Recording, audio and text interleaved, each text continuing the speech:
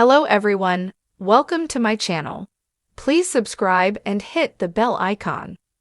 Joan Vassos justifies reason for no bed in fantasy suite. Although the Golden Bachelorette star, Joan Vassos, has made it clear she will have a very different fantasy suites experience, now she is defending her reasons. She discusses why she was adamant that there would be no bed in the fantasy suite during her season. Joan Vassos sets her standards high. Undoubtedly, the Golden Bachelorette is a breath of fresh air for many Bachelor Nation fans. But earlier in the season, fans heard that Joan Vassos was making a huge change to the fantasy suites. Without a doubt, Joan wants to be a good role model for her kids and everyone in her circle of influence. Undeniably, she lives by a strict moral code. Although she agreed to keep the special night in her journey, she was sure to do it her way. Joan Vassos justifies reason for no bed in fantasy suite. Would it even be a Bachelor Nation show without fantasy suites? In many ways, Joan Vassos shows her commitment to her values by removing the option of having sex. While Joan isn't anti-sex by any means, she is sending the message that one partner is plenty. She says, "I'm not a person who can have a physical relationship with more than one person." When she talks about her journey, she knows she wants to keep the fantasy suites in the show. However, she stipulated that it would be purely focused on relationship building. Furthermore, she adds, "I wanted it to be agreed that we would talk and have the conversations we need to have off camera." Admittedly, she didn't stay the night with the guys, she adds. "We didn't spend the night together."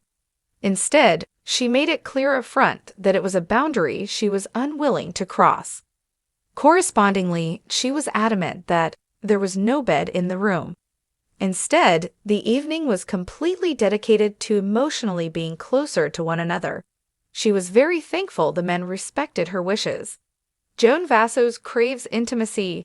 Furthermore, Joan Vassos doesn't believe it is healthy for her to start any relationship with doubt. She says, "You gotta think, the person you're potentially ending up with probably does not want to think of you last week, having slept with the guy he hangs out with." Then she cringes, "It's just weird." But the time on those dates is sacred to her. She knows that it gives her intimacy with the guys who may be her future partner. While it won't be the typical sexual tease, she is confident the time is a gift for them to ask and answer difficult questions in the privacy of a room with a sofa. Undoubtedly, she wants to ensure the heart is in the right place before she takes it to the next step. She reserves the right to choose. While Joan Vassos has made her stance that she has taken sex off the table, she doesn't expect that of other Bachelor Nation stars. She is thankful for the right to choose her values and cherish the physical act in her own time. However, she doesn't think others are wrong for their choices. She says, "Everybody needs to do it their way. I'm not judging." She adds, "The physical part is important at every age, but I think it's more important when people are younger. Each of us needs to engineer the journey so it works best for us." She knows her family is watching. Additionally, Joan Vassos confesses, "I don't love public displays of affection." Continuing, "That's great you're doing it, but no one really wants to see it. I was very conscious of that." Likewise, she knew that there would be passionate moments on the Golden Bachelorette, and even forewarned her 4 kids she would be kissing a lot. However, in actuality, she has been reserved with her kisses.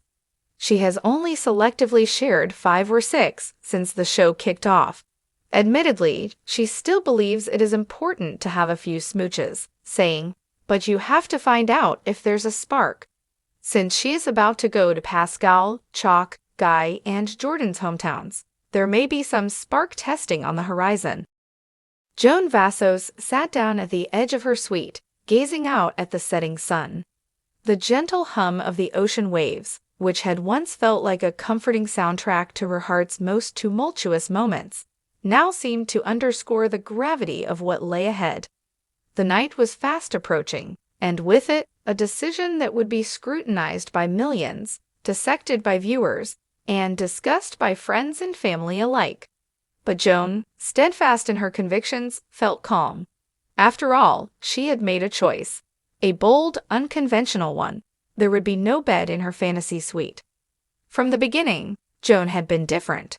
At 61, she had joined the Golden Bachelorette, not as a woman lost in the throes of finding love for the first time, but as someone who had lived a life of experiences, joys, and heartbreaks. She had raised children, lost a husband, traveled the world, and built a career.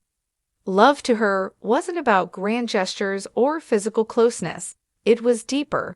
Love was about understanding, connection, and vulnerability, something that went beyond the traditional fantasy suite expectations.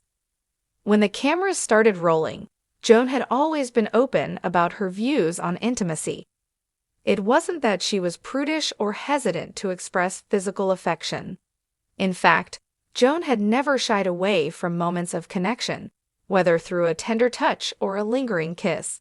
But as the weeks progressed and her relationships deepened, Joan found herself reflecting more and more on the final stages of the show.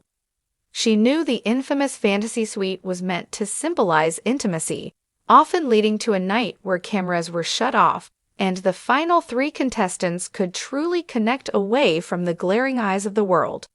But for Joan, the notion of this sacred space being represented by a single bed felt reductive. In an era when dating shows had evolved, Joan wanted to evolve with them. She saw an opportunity to challenge not only the expectations placed on her as an older woman, but also the narrative of what the fantasy suite could represent. As the week approached, Joan took a meeting with the producers. She sat down across from them, hands folded, voice steady. "There will be no bed in my fantasy suite," she began.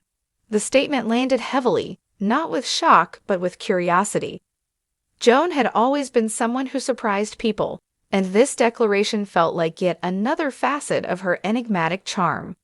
The producers exchanged glances, unsure if this was another one of her poignant moments of wisdom or if she was simply nervous. But Joan continued, "I don't think the fantasy suite should be about the physical act of spending the night together. Not for me. I've had that kind of intimacy before, and it's important, yes, but that's not what I'm seeking here. I'm looking for something more profound." The idea of no bed was radical, especially for a show that thrived on tradition.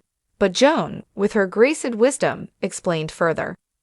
"We've spent the last few weeks building connections through conversations, shared experiences, and learning about one another's vulnerabilities.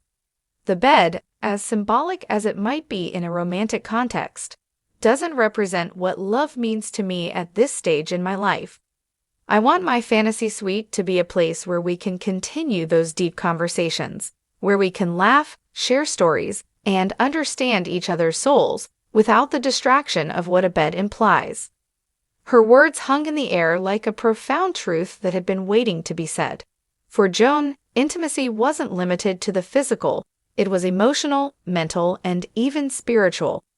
And that's what she wanted to foster in the space that was meant to be the most intimate of all. The producers, initially hesitant, began to see Joan's vision. They knew this moment could be groundbreaking for the show. After all, in a season designed to showcase love later in life, wasn't Joan's perspective exactly what they had been hoping for? Something fresh, something that challenged the norms. They agreed to her request, and the planning for Joan's fantasy suite began. The room was transformed. Instead of a plush king-sized bed with rose petals, there were oversized couches, soft blankets, and pillows scattered on the floor.